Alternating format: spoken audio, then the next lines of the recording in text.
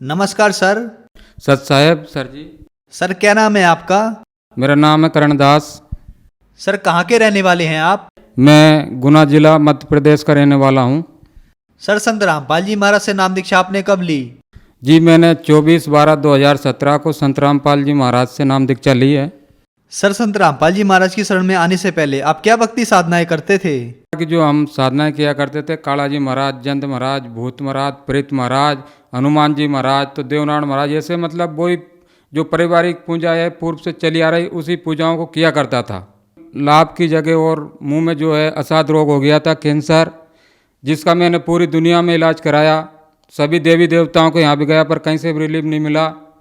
जो है भारतवर्ष के 52 हॉस्पिटल, माने हुए बड़े बड़े हॉस्पिटल, दिल्ली एम्स, बॉम्बे टाटा मेमोरियल, भोपाल का कैंसर एमबाई हॉस्पिटल, जयपुर का Mahatma Gandhi medical college hospital, Kota एमबाई हॉस्पिटल के डॉक्टर शिव कुमार, ईएनटी का डॉक्टर, उससे 3 बरस तक यानी प्रति माह 5,000 रुपये महीने की दवा गोली का खर्च उठाया, लेकिन फिर भी मेरी बीमारी ठीक नहीं हुई। इस तरह कुल टोटल कम से कम बता रहा हूँ 5 लाख रुपए खर्च हो चुका था और मैं बुरी तरह से बर्बाद हो चुका था।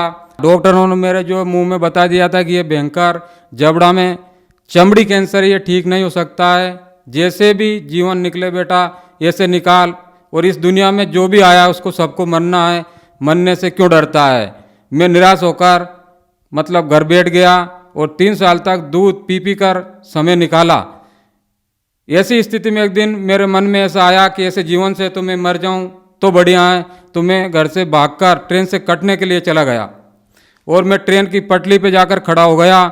लेकिन अंदर से ऐसी प्रेरणा हुई कि अभी रुक जा, तुझे भगवान मिलने वाला है, और मैं वापस घर आ गया। कई बार मैंने एंडोसल्फान पीकर मरने का प्रयास किया, और शिक्षित होने के नाते या कहीं भी कुछ ऐसी किताबें पढ़ने के कारण किताबों में लिखा रहता था कि आत्महत्या सबसे बड़ा दोष है, आत्महत्या नहीं करना चाहिए। इसलिए मैंने आत्महत्या करने का एक कदम नहीं उठाया और दुखी जीवन घर पे पड़ा रहकर जीता रहा।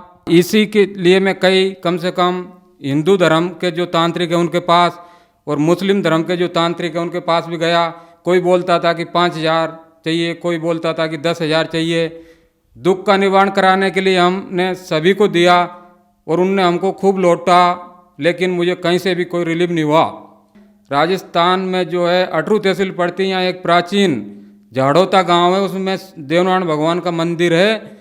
तो मैं गुर्जर समाज से बिलोंग करता हूँ। तो भारतवर्ष का पूरा गुर्जर समाज जो देवनारायण भगवान को विष्णु जी का अवतार मानते हैं, और वो कहते हैं कि मतलब विष्णु जी सर्वोपरि है और इनके यहाँ जाने से सब दुखों का यानी रोगों का निवारण हो जाता है।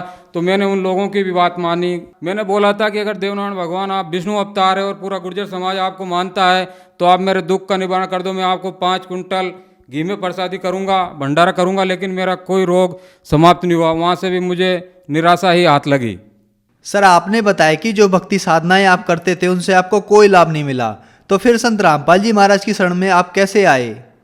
सदगुरुदेव जी संत रामपाल जी महाराज के भक्त सुजान दास जी भगत, और ये गांव इनका दांत का पानी, तहसील चिपबड़ौद, जिला बारा, राजस्थान वालों ने एक दिन मुझे फ़ोन करके बताया तो आप एक जगह है यहाँ पर चले जाओ, मनोर थाना, संत रामपाल जी महाराज का नामदान केंद्र है, यहाँ से आप नाम दीक्षा ले लो तो आपकी बीमारी ठीक हो सकती है। लेकिन मैं दुनिया में दर दर की ठोकरें खाने के बाद, सभी डॉक्टरों के पास, सभी देवी देवताओं के पास, सभी मंदिरों में जाने के बाद और ये तांत्रिकों के पास जाने के बाद जब निराश हो चुका था तो मैं नास्तिक हो चुका था। मेरे मन में ये आने लग गया था कि कोई भगवान नहीं है। मैंने सुजान दास भगत जी को बताया कि मैं कहीं भी नहीं जाऊंगा, मुझे तो मरना ही है। मेरे मुंह में भयंकर जो है जलन पड़ रही है, आग लगी हुई है, मांस पूरा गल चुका है, जो है भोजन भंडारा कुछ भी नहीं कर सकता हूँ, सिर्फ ठंडा दूध पीकर मेरा जीवन चल रहा है और मैं कहीं भी नहीं जाऊँगा। तो जो संत रामपाल जी महाराज के भगत थे सुजान दास जी, वो रेगुलर उन्होंने 8 दिन तक मेरे पास फ़ोन किया और बोला कि भगत जी इस धरती पर परमात्मा आए हुए हैं संत रामपाल जी महाराज, यहाँ जाने के बाद में कैसा भी असाध रोग हो वो ठीक हो जाता है, आप एक बार जाकर उनसे नाम दीक्षा ले लो।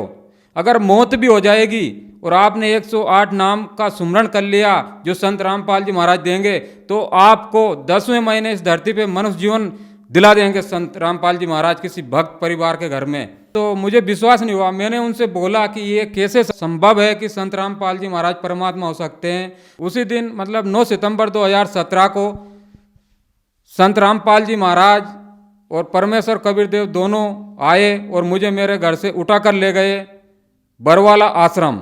वहाँ ले जाकर उन्होंने मुझे एक बढ़िया मतलब जो है पलंग तख्ता पे सुलाया, फिर मेरे पूरे बालों की जो है शरीर के बाल काटे और फिर मुंह की मेरी सर्जरी की, मुंह में मशीन डालकर, और दोनों खड़े हो गए। तो मैंने पूछा कि आप कौन हो?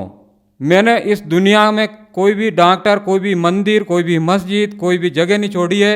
अब ये कोई आश्रम है या हॉस्पिटल है? तो दोनों हंसे और बोले कि बेटा आज हमने तुझे जीवन दान दे दिया है, ये सतलोक आश्रम बरवाला है और यहाँ मैं साक्षात आया हूँ। अब तू मनोर थाना जाकर नामदान लेकर सद्भक्ति करने लग, फिर मैं तुझे सतलोक लेकर चलूँगा। जैसे ही मैंने सदगुरुदेव मेरे पास से दूर हटे और मेरी नींद खुली तो मैंने घड़ी में देखा 12:10 हो रहे थे।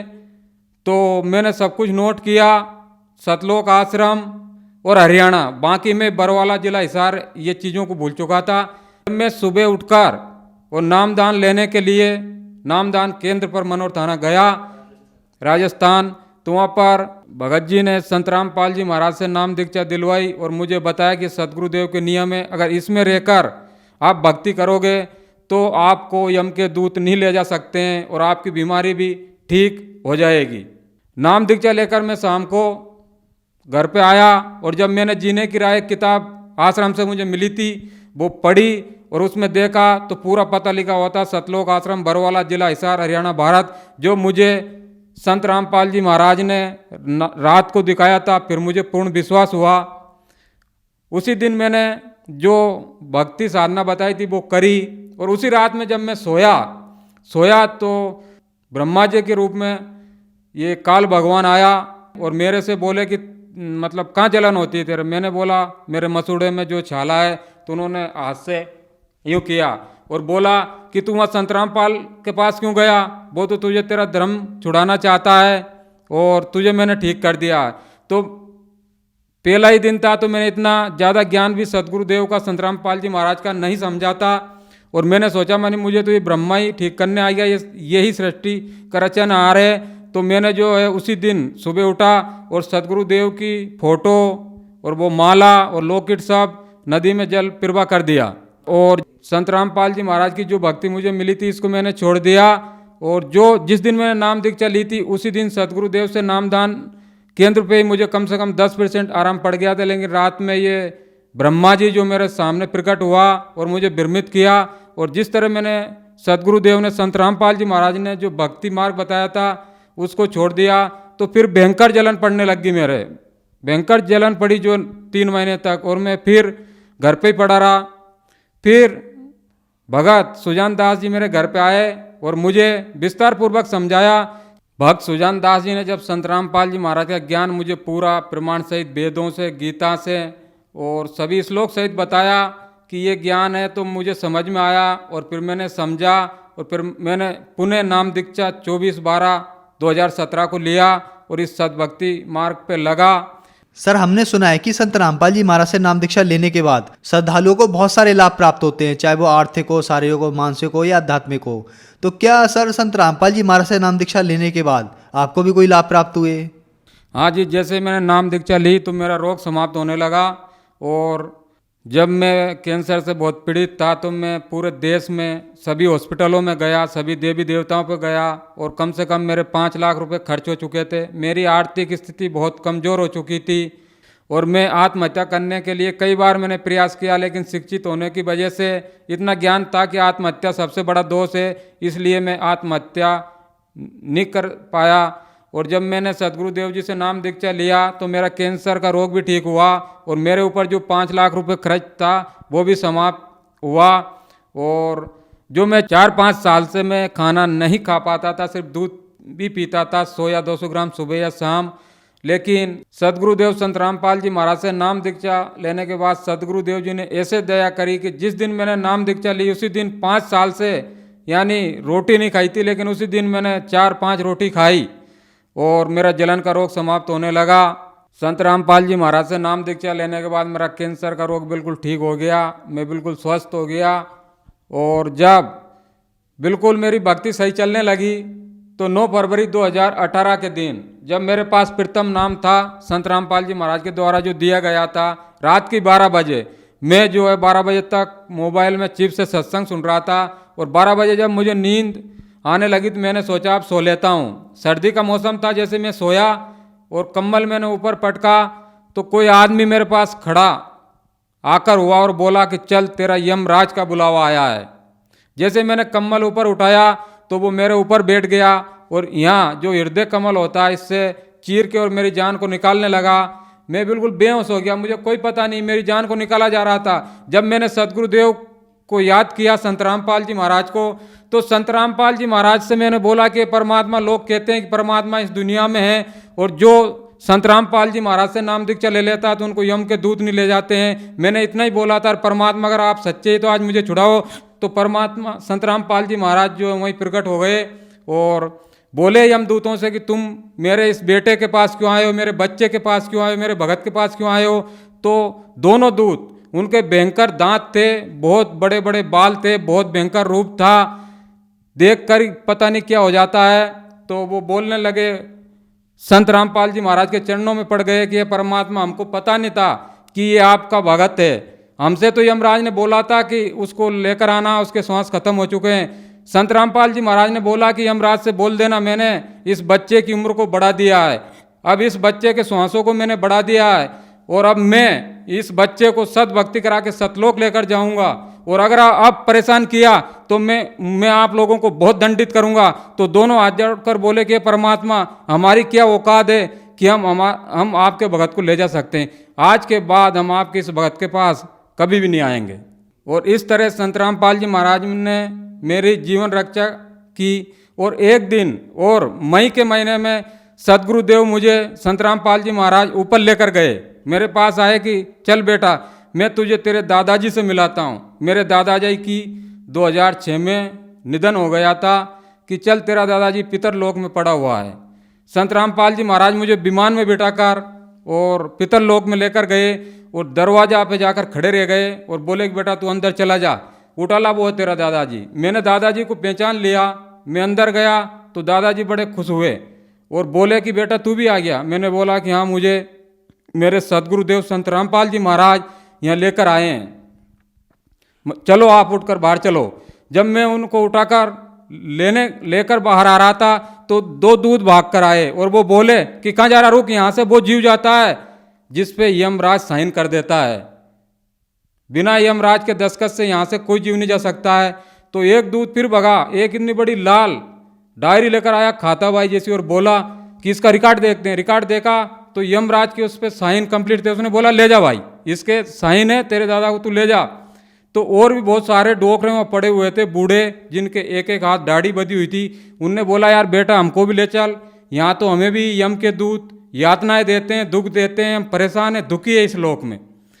तो यमदूत बोले भाई आपको यहाँ से ये नहीं ले जा सकता है, यहाँ से तो अगर आपके परिवार में, आपके वंशज में कोई संत रामपाल जी महाराज से नाम दीक्षा ले और उनकी भक्ति करे तो ही वो ले जा सकता है। ये संत रामपाल जी महाराज का भगत है, इसलिए अब इनको यहाँ से छोड़ा जा रहा है।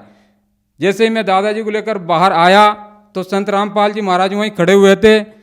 सदगुरुदेव ने मेरे से बोला कि बेटा तू जो है तेरे गांव कर्मोदिया मृत लोक में पहुंच, मैं तेरे दादाजी को जो है किसी मेरे शिष्य यानी भगत के घर में मनुष्य जीवन दूंगा और जैसे इनकी जबान खुलेगी तो सत साहेब के कर खुलेगी और इनको नाम दीक्षा तत्काल मिलेगी और इनको भी सतलोक लेकर चलेंगे। इस तरह परमात्मा ने कहा कि मैं मेरे सच्चे भगत की 101 पीढ़ी को पार कर देता हूँ। इस तरह संत रामपाल जी महाराज ने मेरे ऊपर तो दया करी, मेरा कैंसर का रोग भी ठीक हुआ और मेरे दादाजी पर भी दया करी जिनका निधन हो गया था सन 2006 में। और जो पूर्व में हम गलत साधनाएं करते थे देवी देवताओं की, पितर पूजा, चेमासी, 12 मासी, पिंडदान आदि क्रियाएं हमारे दादाजी किया करते थे, इस कारण वो पितर लोक में पड़े हुए थे।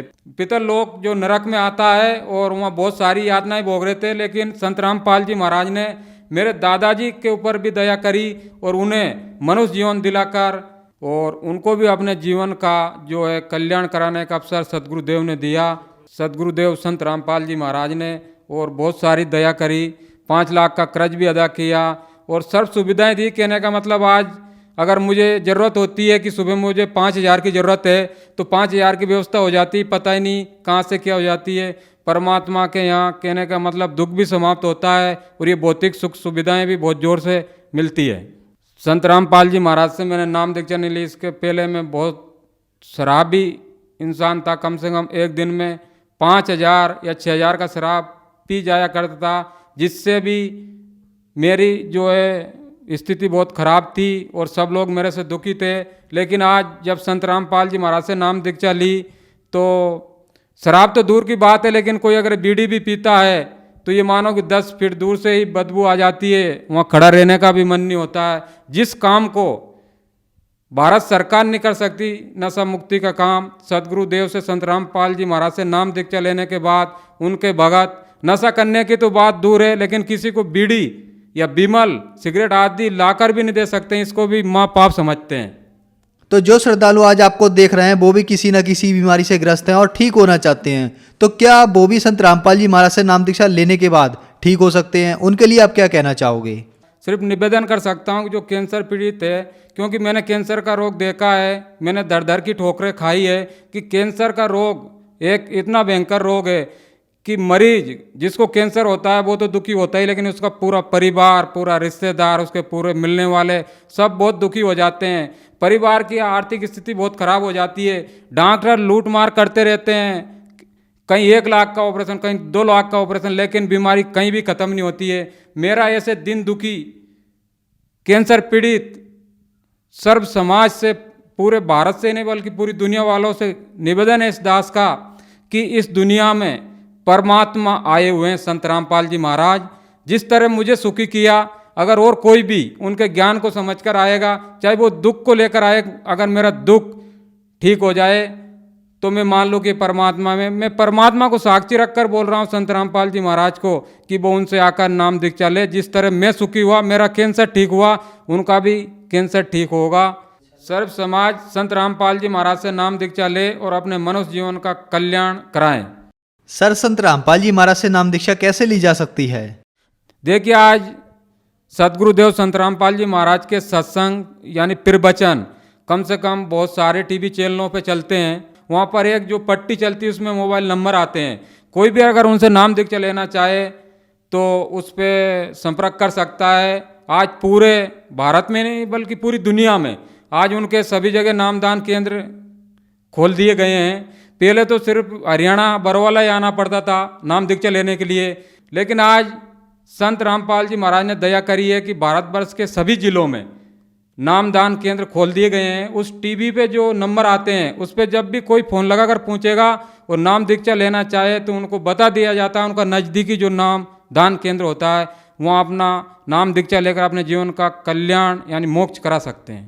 धन्यवाद सर। सच साहिब।